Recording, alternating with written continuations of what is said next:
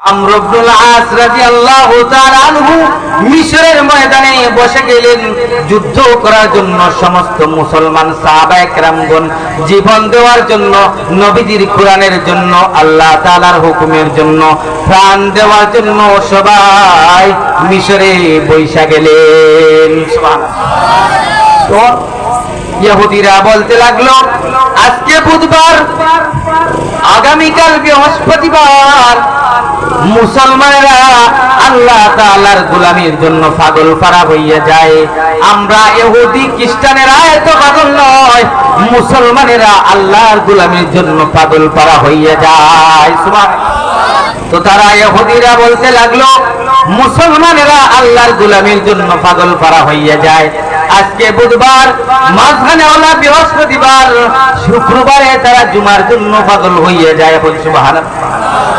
তারা যখন জুমার নামাজের জন্য পাগল হইয়া যাইবে, আমর ইবনুল আস যখন ইমামতি খাড়া হইয়া যাইবে, আমরা ইহুদিরা পিছন থেকে তাদেরকে আক্রমণ চালাইমু।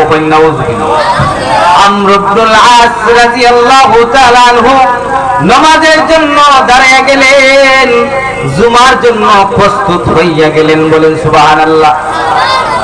এর আগে একটা ঘটনা ঘটে গেছে। কিটা ঘটনা? আমর ইবনুল আস এতটুকু পর্যন্ত বোঝা লাগবে, ঠিক না? অতটুকু জুমার পর্যন্ত অপেক্ষা করেন। জুমা দাইছি না আমরা, জুমা পর্যন্ত স্টপ, ঠিক না? ওয়াজ না বুঝলে কি আর ওয়াজ, ঠিক না? ওয়াজ বোঝা লাগবে না, লাগবে না।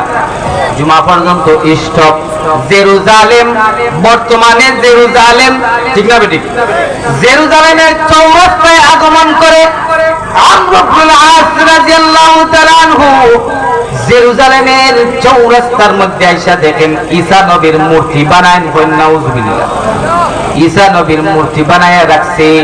খ্রিস্টান পাদ্রী ঈসা নবীর মূর্তির নাক ভাঙ্গা পকেটে লই লিছে। নাউজুবিল্লাহ। মূর্তি বানানিও তো একটা শিরিক, ঠিক না? না, শেখ মুজিবুর মূর্তি বানাইয়া রাখা ফরজ। বাংলার জমিনকে কলুষিত করা হয়েছে, ঠিক না? কোন মানব জাতির রচিত ফটো অথবা কোন ধরনের এইভাবে তার যে আকৃতি মূর্তি বানানো সব নিষিদ্ধ এবং হারাম, ঠিক না? কিন্তু এই ইহুদি খ্রিস্টানের কালচার বাংলার জমিনে শেখ মুজিবের মতো বেড়ার মূর্তিও বানানো হয়ে গেছে, ঠিক না? উলামায়ে কেরাম নিষেধ করলেন, তাদেরকে জেল জুলুম ফাঁসি নির্যাতন করলো। এটার নাম ইহুদি খ্রিস্টানের দালাল, ঠিক না? ভাই, তো মুসা নবী ঈসা আলাইহিস সালাতু ওয়াস সালামের মূর্তি ভেঙ্গে, মূর্তির নাক ভেঙ্গে খ্রিস্টান পাদ্রী তার পকেটের মধ্যে ঢুকাইয়া লইয়া গেছে। আর বলতেছে তুহমত দিয়া, আমর ইবনুল আস নবীর উম্মত, তারা আখেরি নবীর উম্মত, তো বাদ আমরা ঈসা নবীর মূর্তির নাক ভেঙ্গা লগে লইয়া গেছে। ঈসা নবীর মূর্তির নাক ভেঙ্গা তারা লইয়া গেছে। সিটির মধ্যে লেখছে, যদি তুমি আমর ইবনুল আস এই উৎপত্তির বিচারটা না দাও, তাহলে আমরা মুহাম্মদ নামে একটা মূর্তি বানাই। নাউজুবিল্লাহ। মুহাম্মদ নামের মূর্তি বানাইয়া মুহাম্মদের মূর্তির নাক আমরা ভাঙবো। এটা খুব ভালো হইব না খারাপ হইব? ভালো হইব না খারাপ হইব? আওয়াজ দেখুন, খারাপ হইব না। আমর ইবনুল আস বলেন, তহমত লাগাইয়া আমরা মুসলমানদেরকে দুর্বল করা যাবে না, আমাদেরকে বিভিন্ন ধরনের আক্রান্ত করে মুসলমানকে তাড়ানো যাইবে না। মুসলমান এক আল্লাহ বিশ্বাসী, মুসলমান শ্রেষ্ঠ নবী বিশ্বাসী, ঠিক না? ভাই, আমর ইবনুল আস বলেন, আরে জেরুজালেমের খ্রিস্টানরা, আমরা তোমার ঈসা নবীর নাক ভাঙ্গা আনি না, আমরা এগুলা করি না, হয় না তোমরা করছো। যদি তার জবাব না দেও, তাহলে মুহাম্মাদের মূর্তি বানাইয়া ভাঙ্গা চুরমার করা হবে। আমর ইবনুল আস বললেন, না না, তা হতে দেব না। যে নবী পৃথিবীর বুকে আগমনের দিন হাজার হাজার মূর্তিগুলা দইসা দইসা পড়ছে, ঠিক না? সেই নবীর মূর্তি বানাইবো, আর আমার দুজাহানের সরওয়ারের নাক ভাঙ্গা নিব। আমি আমর ইবনুল আস সাহাবায়ে কেরামদেরকে নিয়ে সহ্য করতে পারবো না। আমর ইবনুল আস ঘোষণা দিলেন, এই জেরুজালেমের জালেমরা, খ্রিস্টানরা, তোমরা জানিয়ে থাকো আমি মুসলমান সেনাপতি সৈন্যদলের প্রধান হইয়া বলতেছি, আমি আমর ইবনুল আস রাদিয়াল্লাহু তাআলা আনহু মিশরের ময়দানে মুহাম্মদের মূর্তি বানানো দিতে পারবো না। তোমরার বিচারের দায়ে আমি, যদিও তোমরা আমাদেরকে উত্ত্যক্ত করো, তাহলে আমি আমর ইবনুল আস তাজা নাকটা নবীর জন্য দিতে প্রস্তুত। সুবহানাল্লাহ। আমর ইবনুল আস বললেন, আমার তাজা নাকটা মিশরের জমিনে জেরুজালেম, মিশর থেকে জেরুজালেম গিয়ে মহানবীর মহব্বতে আর ভালোবাসায়, কুরআনের ইতিহাসের ভালোবাসায় আমি আমর ইবনুল আস আমার তাজা নাকটা তোমাদেরকে দিতে প্রস্তুত। আমরা নামাজ পড়তে প্রস্তুত না, ঠিক না বেদিন ভাই? আমর ইবনুল আস ঘোষণা দিলেন, খ্রিস্টানরা তারা, 100 লক্ষ খ্রিস্টানরা তারা জমা হইয়া গেল, মুসলমানের সেনাপতির নাক কাটা হইবে আর আজকে তারা উল্লাস করবে।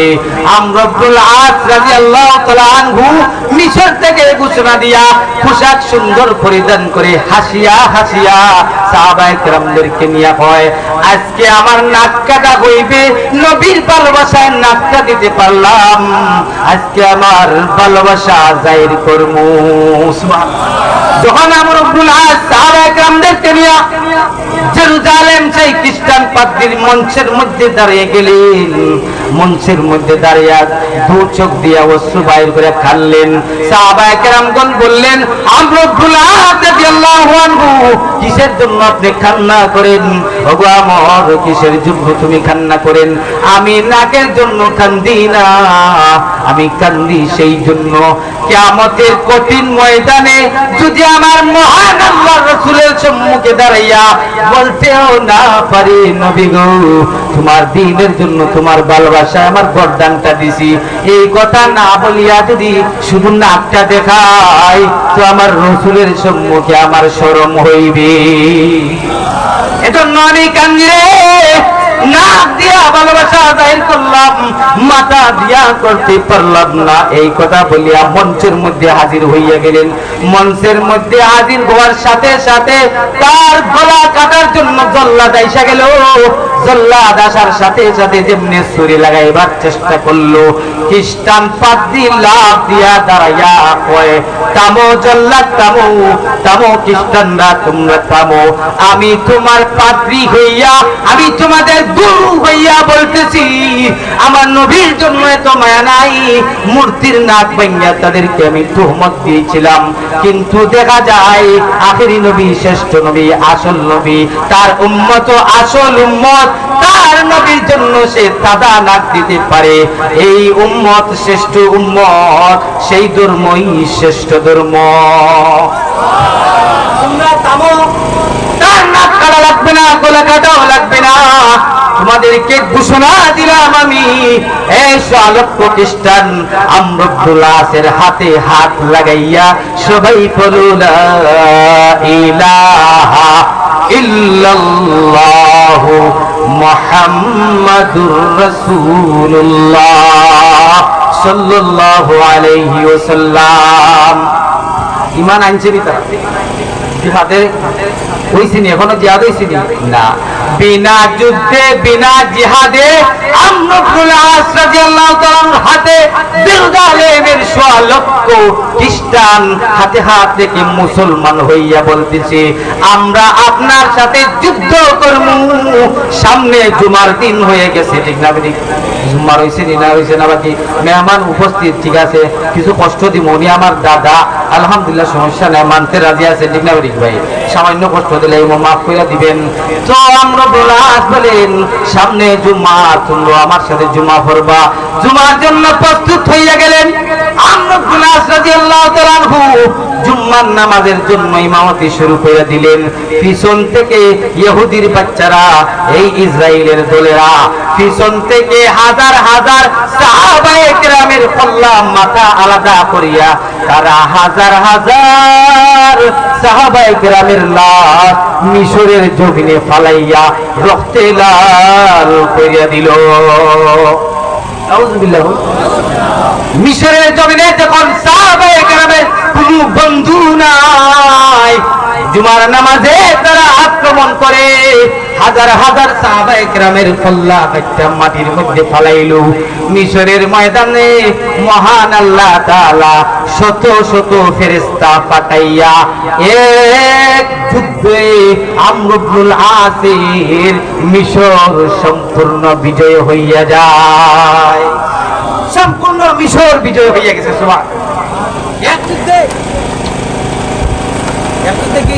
সম্পূর্ণ মিশর বিজয় হইয়া গেছে। এজন্য আল্লাহ তাআলা বলেন ওয়াকাদা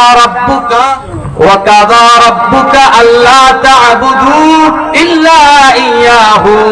এতটুকু আসল ঠিক না ঠিক ভাই? যে আল্লাহর হুকুম ছাড়া দুনিয়া তার কারো হুকুম থাকবে না, ঠিক না ঠিক ভাই? আল্লাহর নামাজ ছাড়া অন্য কারো ইবাদত থাকবে না, ঠিক না ঠিক?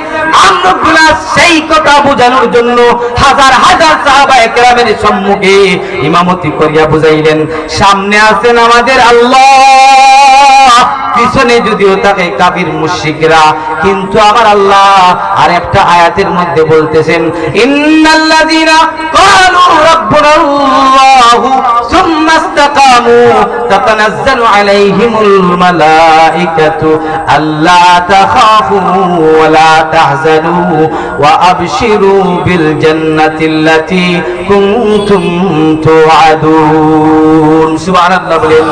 আল্লাহ তাআলা বললেন যারা বলবে আমার রব এক আল্লাহ, আর বলবে পাল্লেওয়ালা আল্লাহ, আমর ইবনুল আসের মতো অটল অবিচল থাকবে।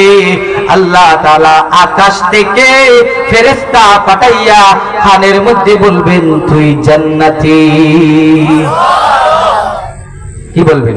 জান্নাতি, তোর জন্য জান্নাত ওয়াজিব হইয়া গেছে, যা যা যা যা, তুই যুদ্ধ করছস, আমি আল্লাহ তোর জন্য জান্নাত নির্ধারণ করে দিলাম। আমরা বলেন যে সমস্ত সাহাবায়ে কেরামদের কেল্লা আলাদা হইয়া গিয়েছিল, কবরের মধ্যে সমস্ত সাহাবীদের দাফন করলাম।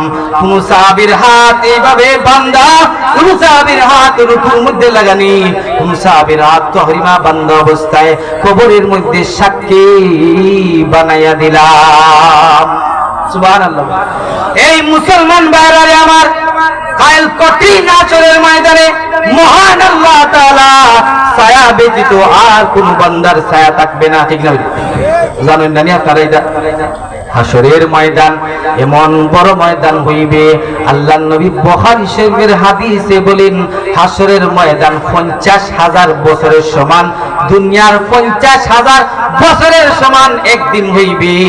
সেই হাসরের ময়দান 50,000 বছরের ময়দান হইবে।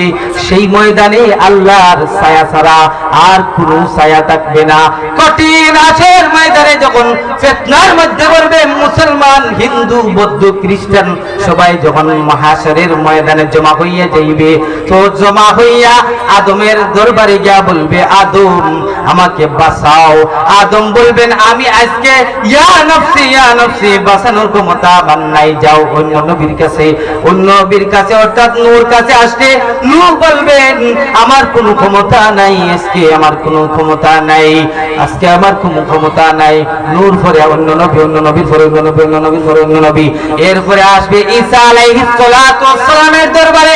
ঈসা আলাইহিস সালাম বলবেন হাসরের ময়দানে আমার কোনো ক্ষমতা নাই, ইয়া রব্বি আমি রব্বি আমার নফস লই আমি বড় বিপদ। যাও যাও আখেরি নবীর উম্মতের আরে নিয়া আখেরি নবীর দরবারে হাজির হইয়া যাও।